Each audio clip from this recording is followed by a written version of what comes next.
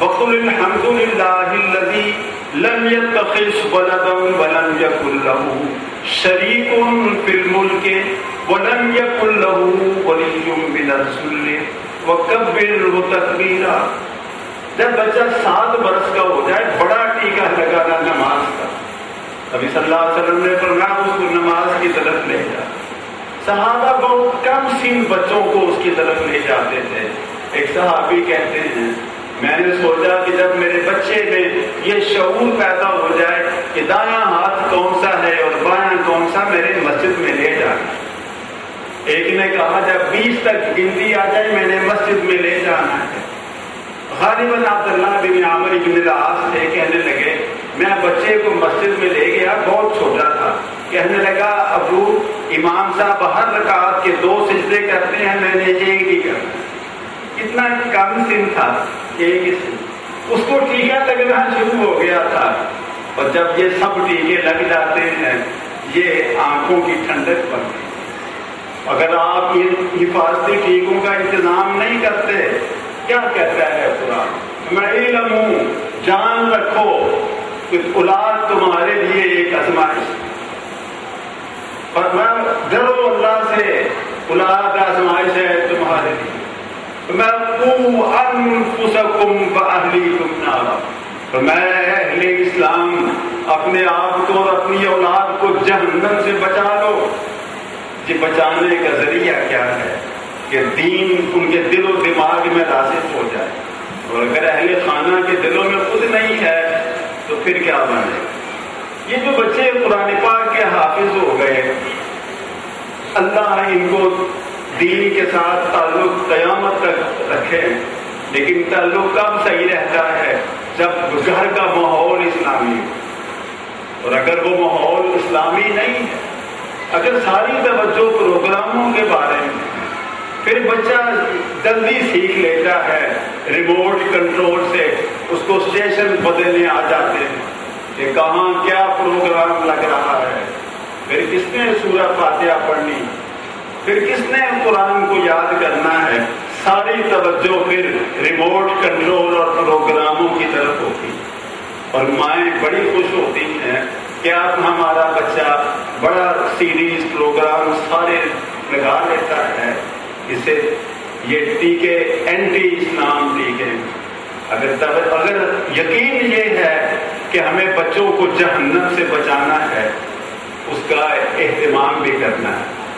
وہ مائیں جو یہ کون ماں جب بچے کو جنم دیتی ہے اور جان کی بازی لگا کر دے، کیسی کتنی برس دودھ پلاتی ہے، حمل و رضاعت کی کتنی تکلیفیں برداشت کرتی ہے، اگر وہ توجہ نہیں کرے گی قرآن کہتا ہے جہنم کا ایندھن بن جائے۔ اے کاش یہ آیتیں ہمیشہ سامنے رہیں کہ ہم یہ بچے ہمیں بھی پاس کرائیں، ہم ان کو پاس کرائیں۔ یہ ریسیپروکیشن ہے، عدلے کا بدلہ ہے۔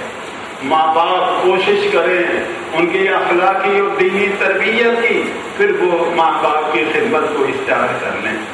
اقبال نے ایک نظم میں لکھا ہے، فارسی میں اس کا ہے کہ ہر ماں کی خواہش ہوتی ہے کہ بڑے ایسے دلکش بچے ہوں جو دین و دنیا میں بہتر ہوں۔ وہ کہتے ہیں اب ایک مائیں اپنے اندر وہ فاطمہ کی سیرت تو پیدا کر لیں، پھر حسن اور حسین کے پھول کھلتے۔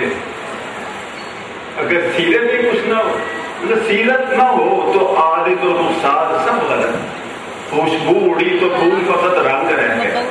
اگر سیرت نہیں ہے تو کسی چیز کی کوئی حیثیت نہیں ہے۔ اس لیے ماں کی گود تو پہلا تعلیم کا ادارہ، رسول نے کہا تھا کہ مدرس lab is the first institution in the world, ماں کی گود ہی پہلا ادارہ، بچے سب کچھ وہاں سے سیکھتے ہیں۔ اور اگر ماں ہی دین سے بیگانہ ہو تو کیا بنے گا، اور والد صاحب بھی دین سے بیگانہ ہوں تو پھر جو اس گھر کا اللہ ہی لے گا۔ میری درخواست ہے کہ جن گھروں میں یہ پھول کھلے ہیں وہاں سیرت کی خوشبو پھیلنی چاہیے، وہاں دین کا اہتمام ہو، نماز کے وقت بچے والد سمیت مساجد میں جائیں، پھر انشاءاللہ جنت کا رستہ آسان ہو جاتا ہے، ورنہ جہنم کا رستہ آسان ہے۔ اللہ رب العزت ان بچوں کو دین و دنیا میں سعادت نصیب فرمائے۔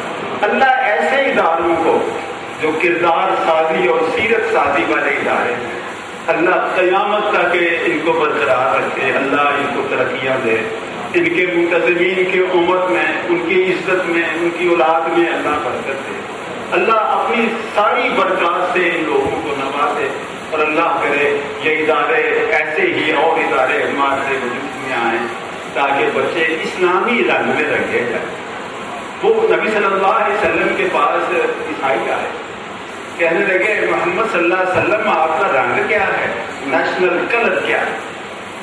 جب عیسائی بچہ پیدا ہوتا ہے تو وہ پادری آ کر پیلا رنگ گھول کر بچے کے سر پر ڈالتا ہے، بچے کو کہتے ہیں بیپٹائز ہو گیا، کہ یہ رنگ مسیح میں رنگا گیا۔ حضور سے پوچھنے لگے آپ کا رنگ کیا ہے؟ قرآن نے کہا صبغۃ اللہ ومن احسن من اللہ صبغہ، رنگ اللہ کا، اس کے رنگ سے کس کا رنگ بہتر ہے؟ یہ رنگ دل کے اندر ہوتا ہے، کپڑوں کا رنگ نہیں ہے، فنیشنگ کلنڈر کا رنگ نہیں، یہ دل کا رنگ ہے۔ اللہ ان کے دل کا رنگ پکا کر دے، اور اللہ ان کے ماں باپ کے درجے پر، کچھ بچے ایسے ہیں ان کے والد میرے شاگرد بھی سے انتقال کر گئے، اللہ ان کو جنت الفردوس میں اعلیٰ مقامات نصیب فرمائے۔ دعا کی جائے۔ کوئی اور پروگرام؟ محترم جناب پروفیسر حافظ محمد ارشد صاحب سے کہ وہ تشریف رکھیں۔ صرف ایک پروگرام ہے، ایک تو غریب ضیاء نامی بچہ ہے، اس کا بھی 40 نمازوں والی جو کارڈ ہے وہ مکمل ہے، اس سے درخواست کروں گا وہ اپنا انعام لے جائیں۔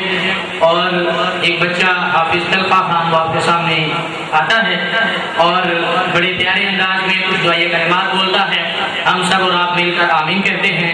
اللہ تبارک و تعالیٰ ان حالات میں جتنی بھی سختی ہیں ان کو دور کرے۔ تشریف لاتے ہیں بھائی حافظ طلحہ خان۔ الحمد للہ